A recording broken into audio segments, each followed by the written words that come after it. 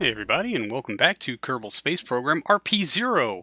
We're actually starting this stream off with some excess footage from the 500th episode live stream, like 2 weeks ago now, where we just toyed around with the Type 3 launcher, still not an official name, but we did do a test to orbit with the Perseus vehicle, as it is intended to fly to both Mars and Venus.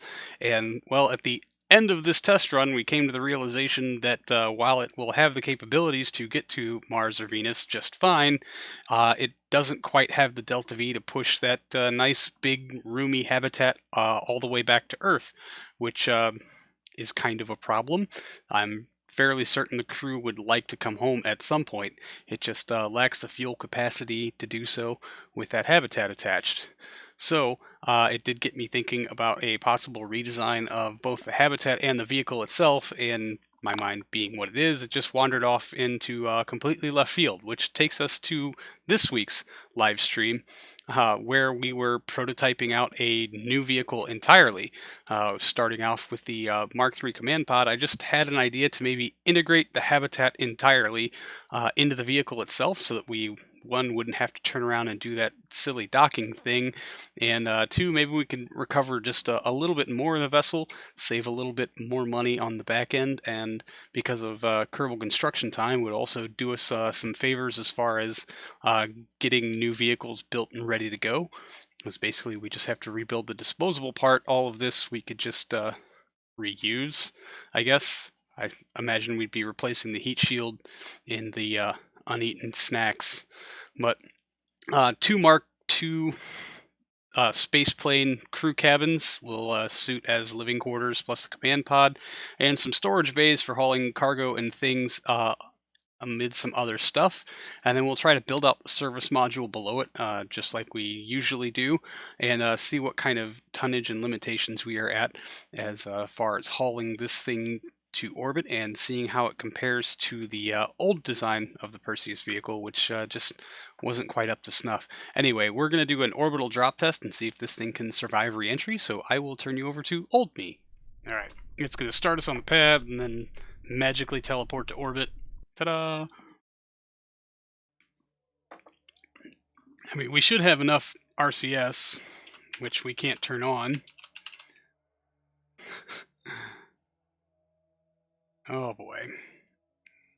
We can stage though, right? Yeah, but we can't throttle.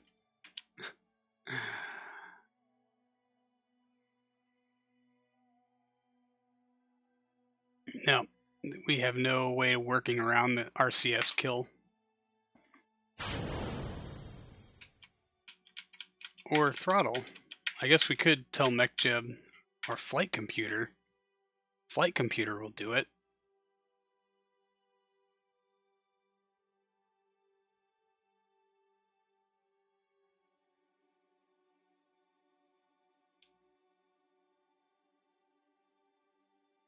Yeah, and it won't even recognize the command to activate RCS, so that's not going to work. But we can tell it to burn for, let's just give it 100 meters per second. Full throttle, burn. I was hoping that would kick on the RCS and it would turn us around, but it's not going to do it. What's the data on my universal clock?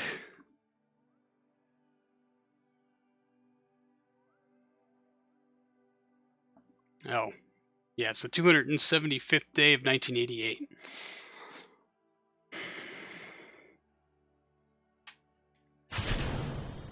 Now we can turn RCS on.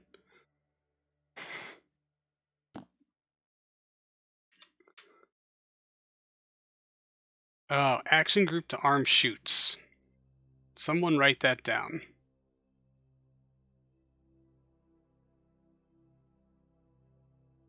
Because that's one of the only things we can test from here. How about we turn...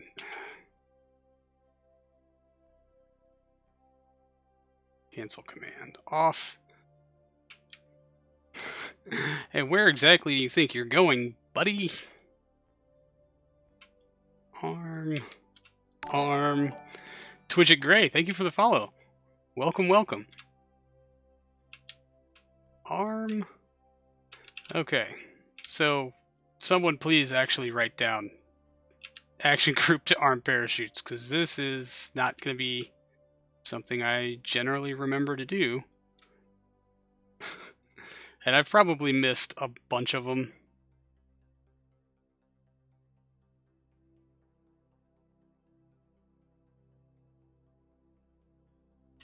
Oh, really? You're still not going to let me turn our stability control on? Smart ASS might. Yep. Alright, there we go.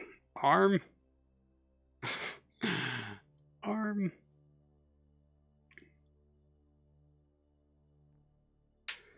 Okay.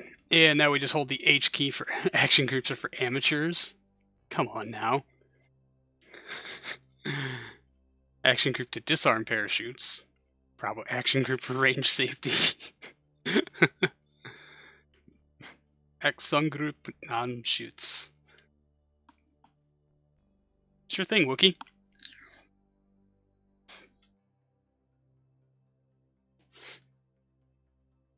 And we can probably do with a bit of physics warp so we don't waste all of our time holding the H key trying to deorbit this wide boy. And seeing how many people we can kill today.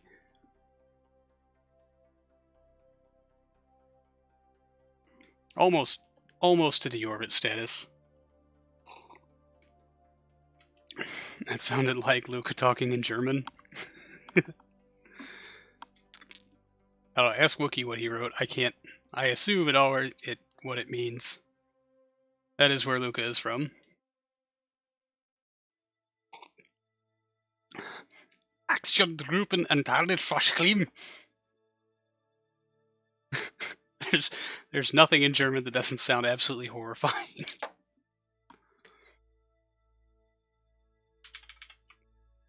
And other than me butchering the pronunciation, I'm very sorry, everyone in Germany, for massacring your language. Schmeltling! Wookieing. To say proper Wookieing would be like... And I don't even know how you spell that. Not that you'll care to flight test it, but first flight is going to be an operational one. Wait, what? Deutsch ist nicht einstugrein und ist ein Sklonsprache. German is not angry sounding. I don't know what the rest is. I'm guessing. Krakenhaus. No worries, Luke is pretty good in massacring, maybe? It's a nice language. Ah, that's what the human person said. Es ist ein Schlonspache? Schmetterling. Actual German doesn't sound like Rammstein at all. Fair enough.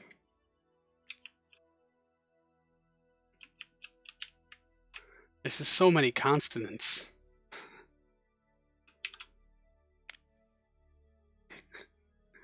Alright, I will try to do better about not being as ridiculous. But know that I can't read German very well.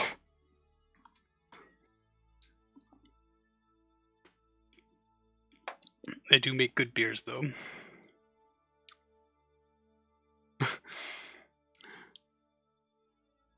Schön. Schön sounds like Sean Connery would say. Absurd. Only half of Germany sounds like Rammstein. At least it's German today. Yeah, I've made fun of the Russians enough to get myself on the priority target list, I think. You get a free pass this time, SimG.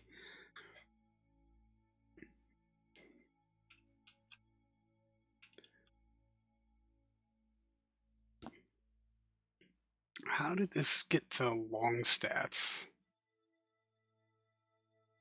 I've never once liked having it on long stats. What am I going to be putting in the cargo bays? KIS crates with things and stuff. Get in the robot SimG. Yeah, hopefully KIS crates, parts for wherever we're going. You know, cargo capacity. It's a nice thing to have, and I guess other versions for either longer duration or more crew capacity, we could swap those cargo bays out for more crew cabins.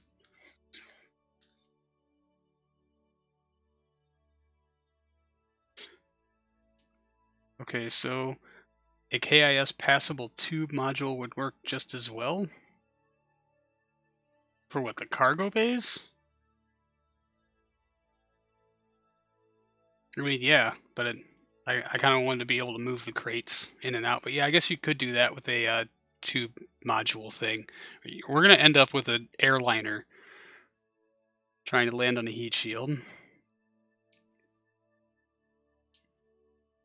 Can confirm loading your new launch vehicle brake. Your new launch vehicle brakes KSP. Alright, Voske. Thanks for coming by. Have a good evening.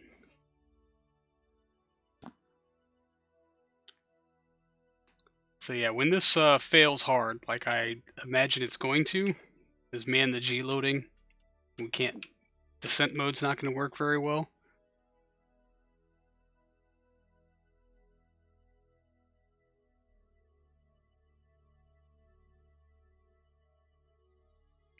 Am I a native English speaker? Yes, I actually only know 2 languages, English and Bad English. I was started out in Bad English. Let's see, when I do angry pronunciations of foreign languages, it's just funnier for me personally, and that's, I don't know. I have a chronic condition where I can't take anything seriously, but I'm glad I was able to pronounce one thing correctly this stream.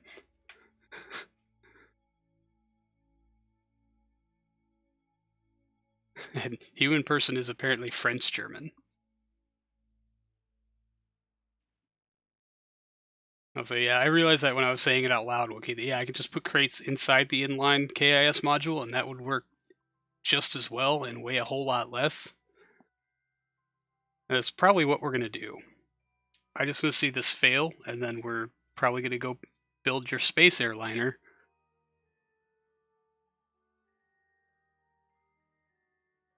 Northern Germans is quite harsh sounding. But one of these days, I'm gonna go to Germany and hang out, and hopefully buy a car. And I want to see a lot of it. When you study sentence melodies of different language, English and German are, yeah, they are very similar.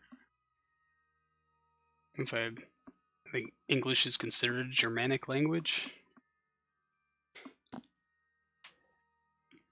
All right, 54-kilometer periapsis. We don't need to do physics warp. That's just dumb.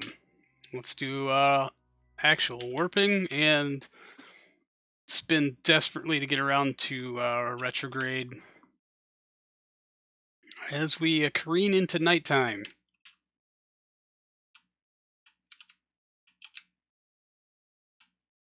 I hope all of our chutes are armed. I don't think they are, but we'll see exactly how well this goes. Oh wow, that chute through all of that very, very fast. Okay. Also about launch escapability abort modes for this thing. It will have a launch escape tower. Oh god, the amount of SRBs that are going to have to be needed to pull 50 tons away from a possibly hypersonic launch vehicle. It's going to be ridiculous. Well, this just got a little more interesting. Camera to free, please. There you go. Sorry. Alright. Minor fail. Was it need to be tweak scaled or resized to the correct size? Turn the lights on.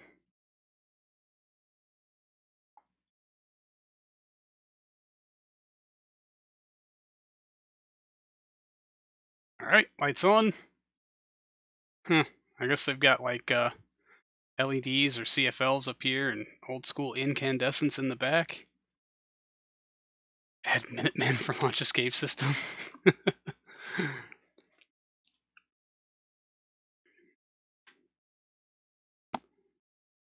English is very similar to German. The grammar seems to be just simplified version of German grammar. Makes sense.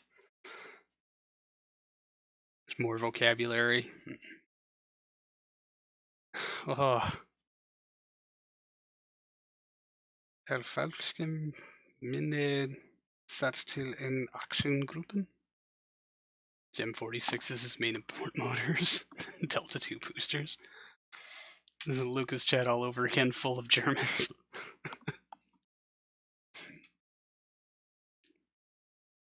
It's okay. Everyone is welcome here. Alright, let's physics warp. How much time we got left in the simulation? 1 hour, 4 minutes. We should be good. Oh no. What? Oh no.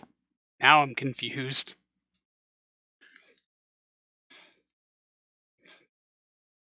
That one was Norwegian. Oh, so I totally got the pronunciation all entirely wrong. I couldn't tell. German is very different. See? I can't tell Norwegian from German. My opinion is invalid. Pronunciation is better than Luca.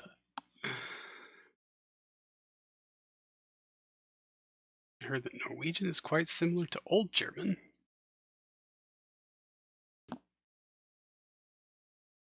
More episodes with fake German accent. Oh god, no. That is the opposite of what anyone wants.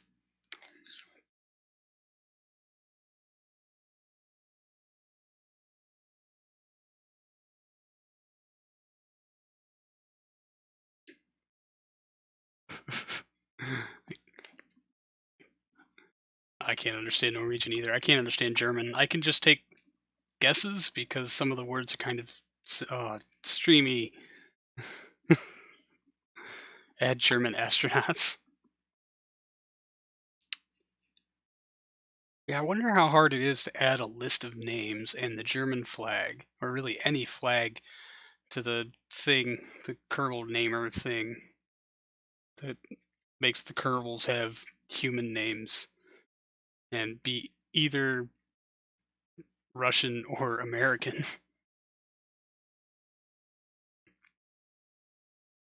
I don't know. I get what they're going for with the realism overhaul and the RP-1, but the political sphere is not really a thing in this game, so you might as well open it up to astronauts of all origins. Accent Ghost? Add doggos as astronauts? Yes, absolutely. We will make provisions for them to come home, however.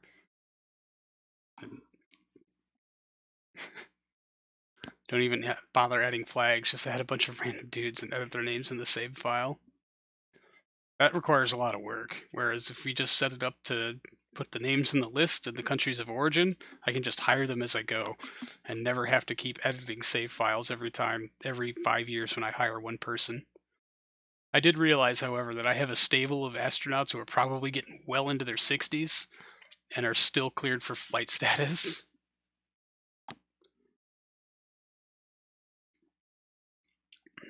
Realism overhaul explicitly removed tweak scale from the container things. Oh. Alright. Oh, the fun is starting.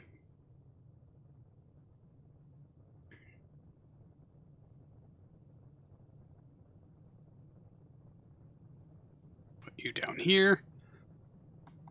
And, alright, let's take the over-under on if we're going to get heat warnings. We might burn off some thrusters. Those don't look like they're in a very good place. And let's keep a watch on the G meter. I think if they added JAXA, CSA, and ESA, it would be basically everyone. Maybe even China.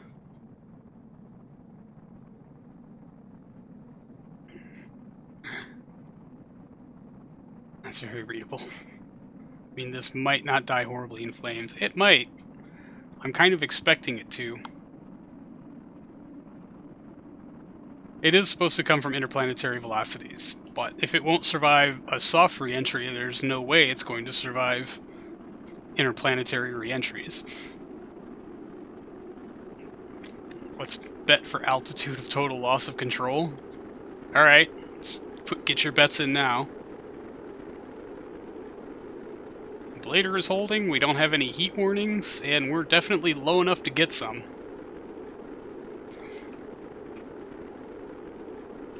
Still have roll authority. Let's, oh man, we still have a couple of degrees of pitch authority, or I guess it's yaw on this axis. Now altitude, 55 kilometer. Alright, altitude true is 57. I guess we're over water because it pretty much matches our readout here. One soft re-entry or one hack together, boy.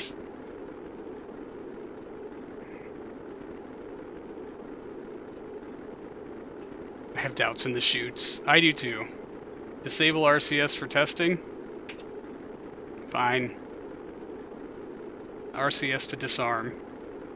You'd have to add nationalities to Kerbal Renamer, otherwise you get names with names, surnames from different countries. Well, there has to be a metric in there for it already, because anybody with a Russian flag has a very Russian name, and anyone with an American flag has a very generic name. So there has to be a metric for localizing the flag to the names already, and therefore I think there has to be a way to add more. So if you got 2, it shouldn't be much of an issue to add 5 more. Quote unquote, so much of an issue. Alright, down to 5.7 kilometers per second at 43 kilometers. This is going quite well. And even with RCS off, nothing is holding us but the magic of airflow. Look, it's Bob Persons. He goes by Robert now, Streamy. This is too not death.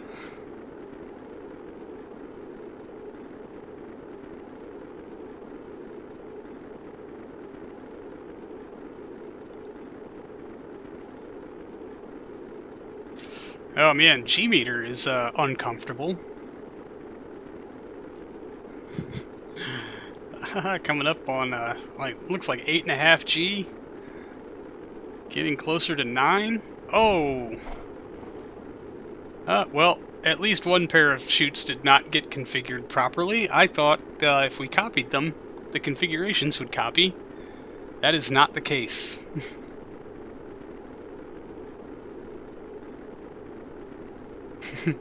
Generic names are the worst. Well, that did happen. But hey, nothing burned off and exploded.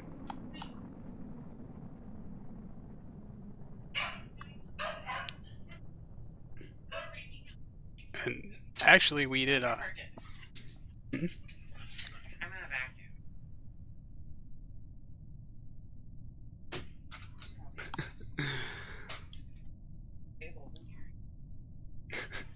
Well, the doggos just got locked in the room with me. Yep, the dogs have come to hang out with me. Apparently they're being jerks. Alright, well, nothing burned off and died.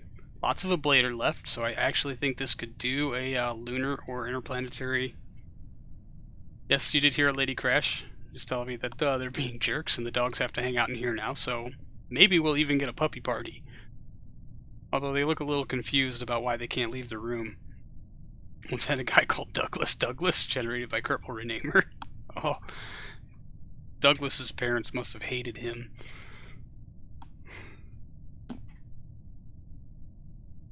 Alright, 8 kilometers. How many chutes do we have left? Looks... How many did we lose? See, that's weird.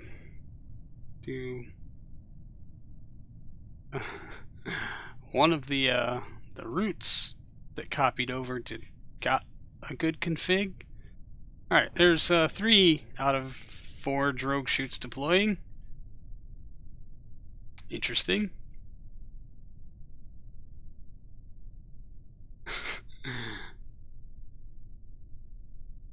Human person says hi, puppers. Alright, full deploy. Oh, that's some deceleration. Not bad.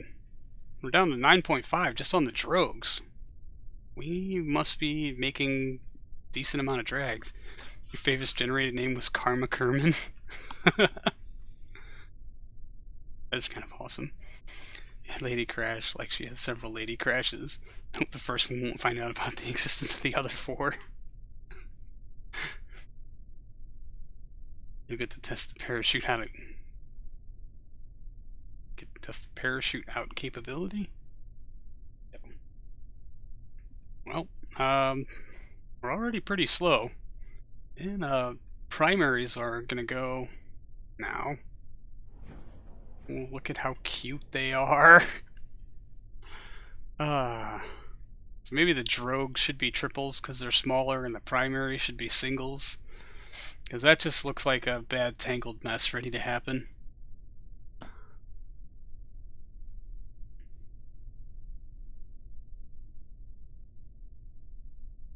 Huh.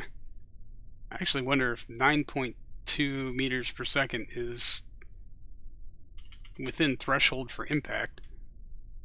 Here we see a family of wild striped jellyfish. 5.9. And we're even a couple of chutes down, so I think maybe we'd get down around 5, which is, I think, certainly within impact tolerance of the heat shield. Drogues are usually out before main, are cut before mains are pulled out. Yes, in the real world. How about landing something like this propulsively? Because I will fail at it. Without a KOS script to properly do a suicide burn, that's just a new and interesting way for me to kill Kerbals.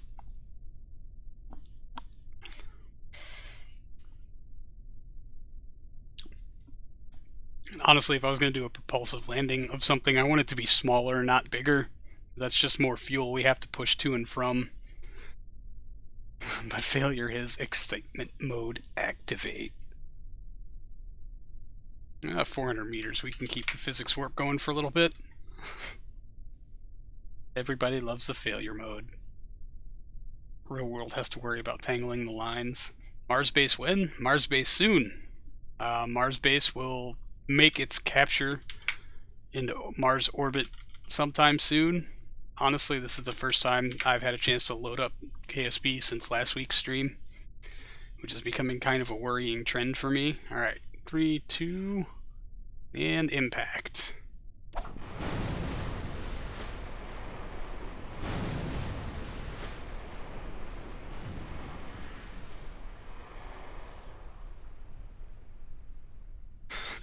Direct landing demand. It can't direct land, it has to refuel and stock up on life support and a crew in orbit before we land it. Why are people so boring with Mars bases? Phobos is where it's at. Zoe, shush. Alright, there's a vacuum going, so it might get a little barky in here. Well, alright, no one died, and we were shy a couple of parachutes, so we can actually, alright, I do want to check, the 8.2G. Ooh, boy.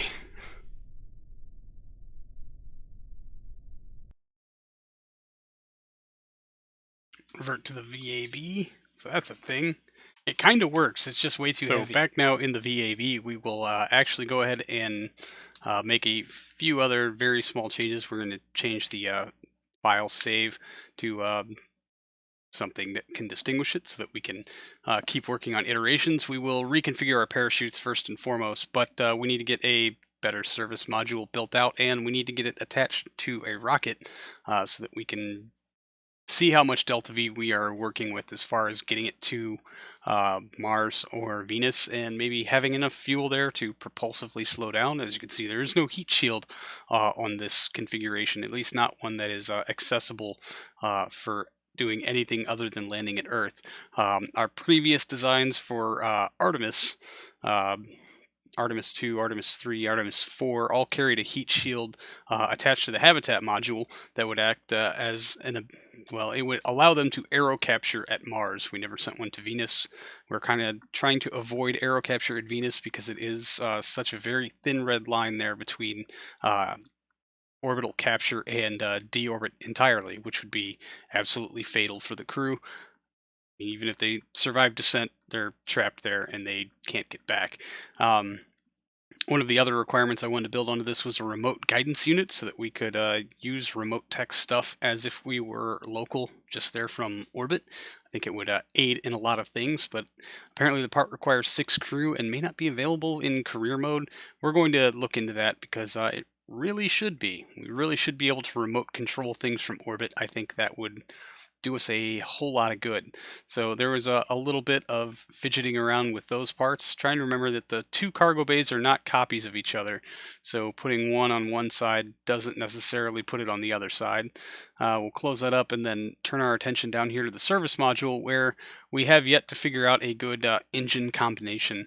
The service propulsion engine is a fantastic engine, but we're basically looking at running it for more than an hour to get our required delta V, which would be several laps, really. We would not be able to do it in just one ejection burn, and we saw that problem with the latest Artemis return from Mars, where we started our ejection burn and realized that we were going to be way off course if we pushed through it all in one move. So we took a lap around Mars and then restarted the burn at Periapsis again to bring the crew home.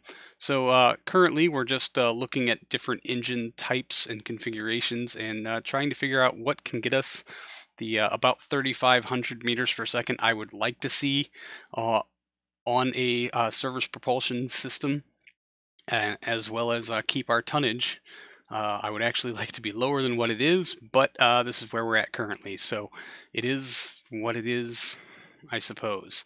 A lot of discussion around what engines might work best. I think Hydrolox is too volatile, but we ended up taking a look at a Keralox engine from the N1. It has 15 ignitions. The propellant's not exactly storable, but some radiators are not exactly a big deal, and it does deliver the kind of delta V we would like to see in this, as well as a really good thrust-to-weight ratio. We could burn that 3,500 meters per second in under 4 minutes, which is really, really nice. That would make for a single-pass ejection burn and would actually work really well for our applications, even if it does look just a little bit weird. But we're going to try to build out some of the cargo bays. We're at least going to get this up on a rocket and test it and see what kind of figures we're looking at, how well it performs perhaps, which means for final orbital check and systems and stuff, we're going to need comms, we're going to need solar panels, and we're probably going to do a quick check to see how well this RCS system works out for us, if at all, because I've made exactly no effort to balance any of it for anything. But we're also going to see exactly how much we can get out of this tank in this engine. It's not registered in test flight, so we don't have to worry about overrunning it, just running out of ignitions, which tends to be a not insignificant problem for me sometimes, although I've done just fine with the 36 some odd ignitions that we have for the service propulsion engine. Anyway, now we're going to bring out the Type 3 prototype rocket and just kind of see what figures we're looking at and how well this thing is going to be able to get to orbit. It will take a adjusting on the fairings to get this thing to kind of match. We do have the option to store cargo in that fairing should we need it, and this actually looks a whole lot less awkward. So we'll just make sure that it's above surface, give our staging a quick once over. Yeah, apparently there are some things in there that are kind of messed up, and we still need a launch escape system, which is going to be a very interesting engineering problem to solve, considering the mass of what needs to be pulled away. So anyway, I think it's time we go do a test flight. So here's old me out on the launch pad. So all right, everyone, check your volume levels. This is going to be... we don't have a launch escape system. And it looks real weird, not being painted very well and all. SAS is on, frame rate is set to null, ignition.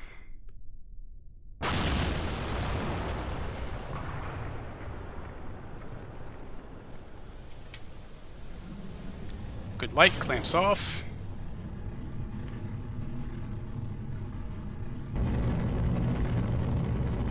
Bouncy house. Everything bounces on the launch pad these days.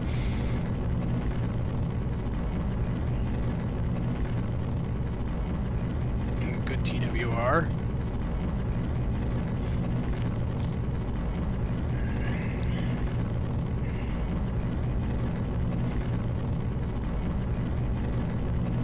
I don't know if you really save that much using Caralox compared to the H18 118Ks.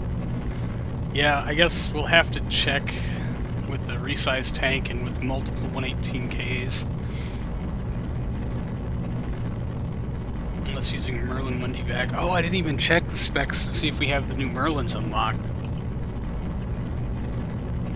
I mean, what's the top-end ignitions for a Merlin is like, what, 4? I will use 4 ignitions just getting there.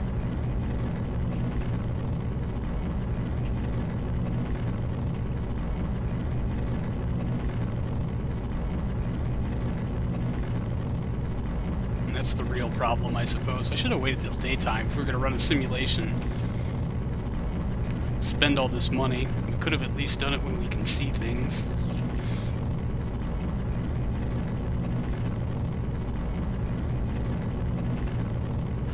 Now, if you think the Merlin 1D is ridiculous, wait until you see the specs on the Raptor engine.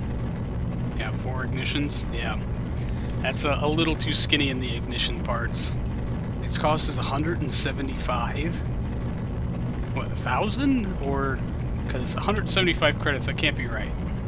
Like, that is obviously wrong, and I don't even know if I can stoop that low. That, like, man, 175 Kerbucks. Huh. I do wonder a little bit about that pricing model. Am I landing on the moon? No, this is just a simulation flight, but this vehicle is supposed to take crews to and from Mars and Venus.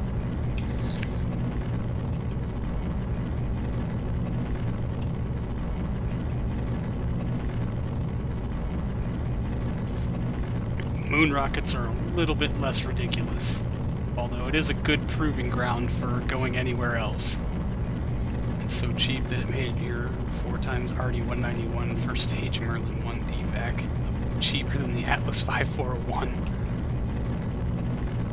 Yeah, 175,000 in 1960 is 1.4 million today. That still seems really cheap for that engine.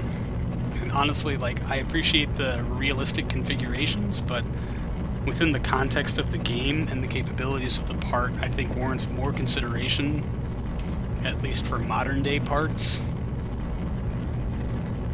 Venus Station arrives in one piece. I hope it gets built. Because that's what I intended to do this stream, but I had this idea and I really wanted to iron it out and see if it was viable. And honestly, I don't know if it is actually viable. Alright, coming up on first stage booster sep. Flame out. Separation. Clearing away.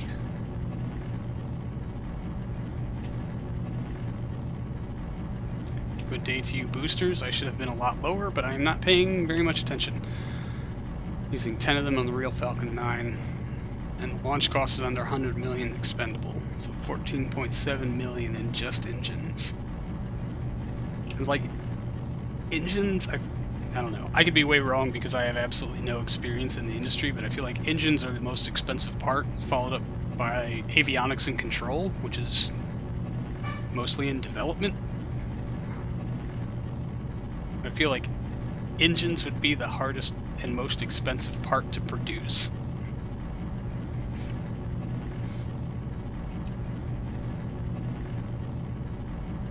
I could be way wrong. Alright, coming up on stage 2, or, yeah, second booster sep, flame out, staging, clear it away.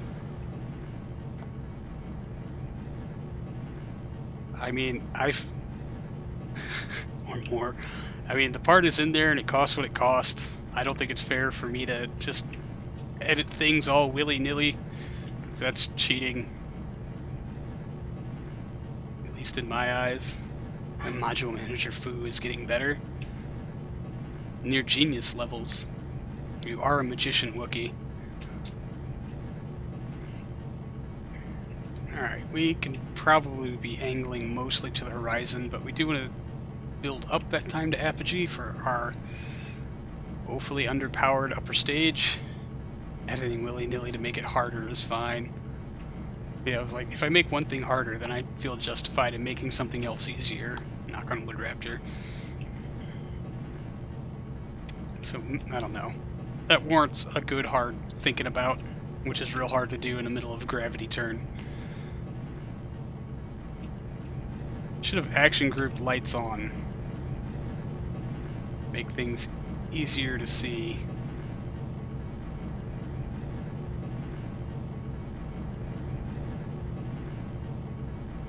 Alright, and I guess it's opinion time from the chat. Does this vehicle look like it would be a comfortable place for 6 people to live for a year? That's what we need to know. Like a 1.5 ton 9 passenger interplanetary heat capable fuselage.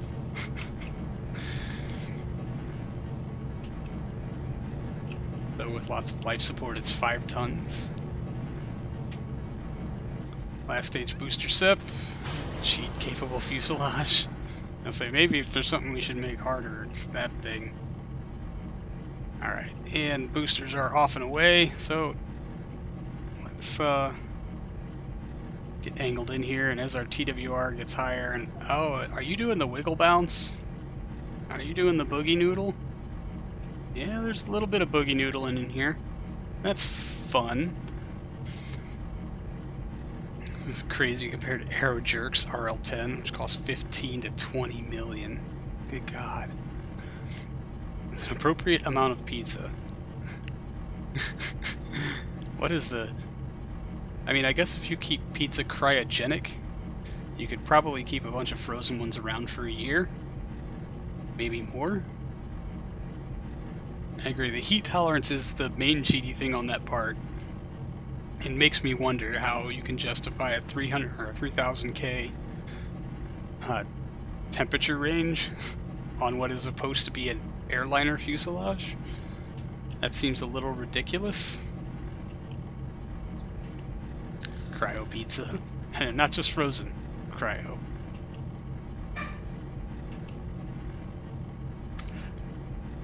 Maintain at absolute 0. Do not thaw before cooking.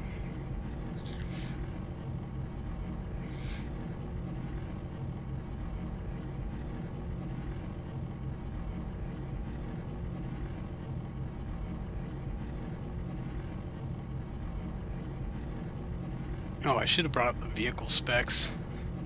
We got a stage in, well, what to me is going to be 40 seconds because we're in halftime, so that's plenty of time to bring this up. Hey, we're sub 2,000 tons now.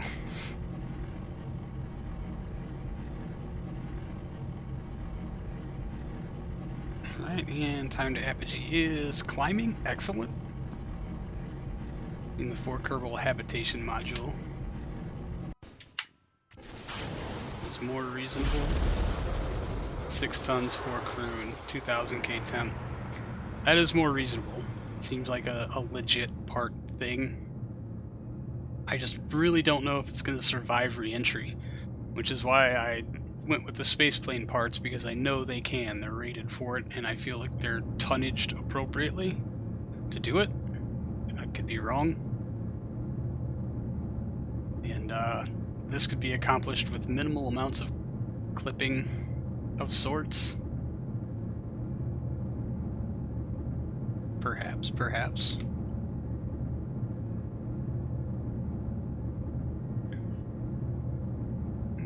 Doesn't look like we got any boil off on the way up. It's also nighttime. These things happen. Good light on all 5. Forgot to mention that. Probably should have. Alright, so SEP, ignition. Hopefully we won't have to ignite that part just yet, but RCS to arm.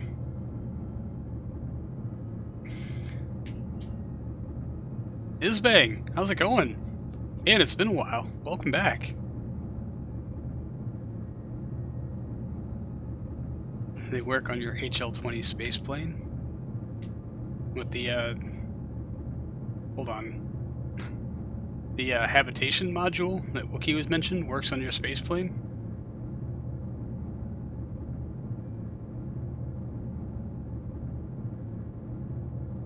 I appear and disappear randomly. How you been? Pretty good. Hanging in there best I can, I suppose. I get to stream on Sundays, so can't complain. Mark II fuselage parts. Okay, yeah. So yeah, that's why I chose them, is because I know that they'll survive reentry. Whereas the other habitat parts are not really geared for it, so... Talk about the Boeing 737.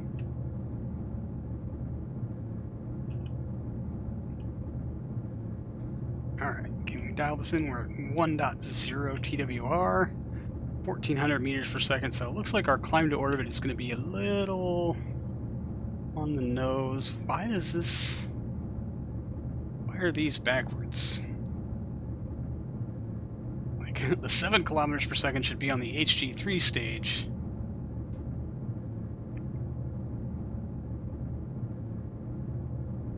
That's interesting.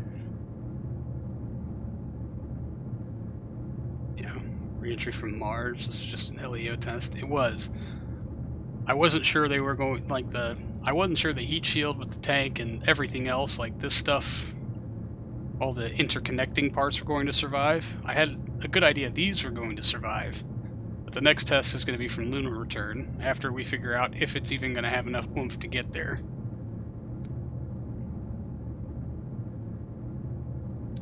Yeah, the Shuriken relies more on the wing surface, which is definitely not rated for that. We have the benefit of coming in behind a heat shield.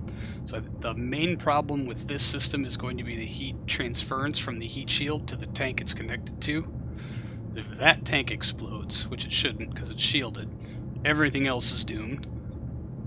These parts should stay relatively cool because they're out of the direct exposure, I guess. They still will heat up a bunch, but considering it's got a couple other things to go through first, I think it stands a little bit more of a chance. But we're going to have to test for that. Like I said, there will be a lunar grade reentry before we certify this thing, but it passed its first test. But like I said, we need to make sure it can still get there and slow down first, considering it is a lot of extra weight. But this is, we're going to see what the numbers look like up here. We're going to make sure all the systems work. Coming up on orbit actual, you know what, we can just kill it there. 81 meters per second left. I could have just run that out. 414 by 187, 852 tons in orbit.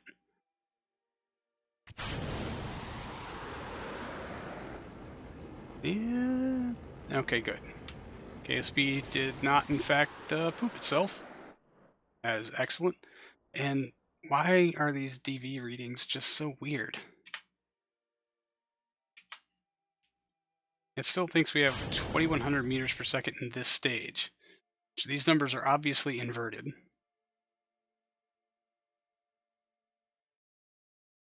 Oh, I think it's trying to draw fuel from up. Okay, that's super awkward. Isn't it? Well, that makes not a whole lot of sense. The bottom port thrusters aren't firing. Even though I put enable crossfeed on.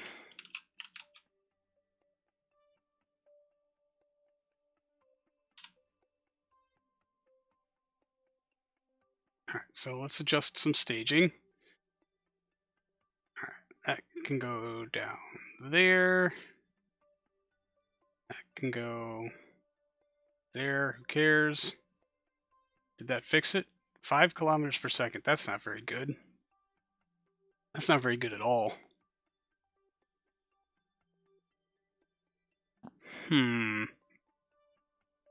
Testing something at 10 kilometers per second, so we'll see how it goes. Enough DV to go to Jupiter. But not enough to slow down when it gets there. Well, almost. I'm not sure this figure is right, and basically to Mars we're looking at like 35 to 4 and then capture at Mars, which is what the stage is supposed to do, although it wouldn't be much extra effort to start the capture with this and then finish it on this, since this thing has such an amazingly good TWR. Alright, we know all this stuff works, so we're just going to stage it off.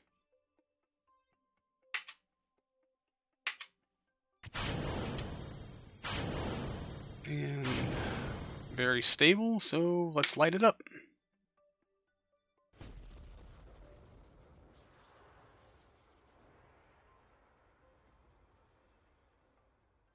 Is it working? Oh.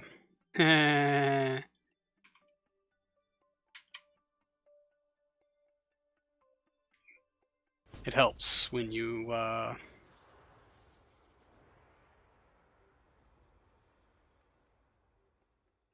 we got a propellant very stable.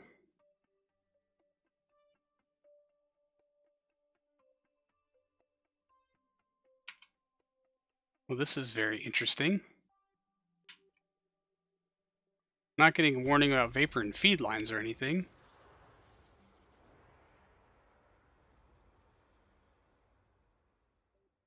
Okay, so what's going on here?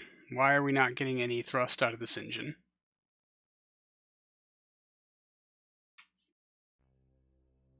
Now it won't work because you activate it with... Oh, that's right. It's going to think that it's out of fuel forever now. Great. Alright, well... we can at least test some of our other subsystems here. A few more small checks of various things, namely our power draw. That will be very important later on, especially with our lights and our comms running. But everything seems to check out other than the main engine test, which we didn't really get to because I locked the fuel and you can't quick save or quick load while running a simulation. And unfortunately, that was really the end of the amount of time that we had for the live stream. So all in all, so far this thing is shaping up pretty nicely, although I think we're going to make some major changes to it in the next live stream just to see how far we can push a really stupid idea. Anyway, that's going to do it for this one, everyone. Thank you so much for hanging out. I really do appreciate it, and I will see all of you in the next one. So until then, see you later.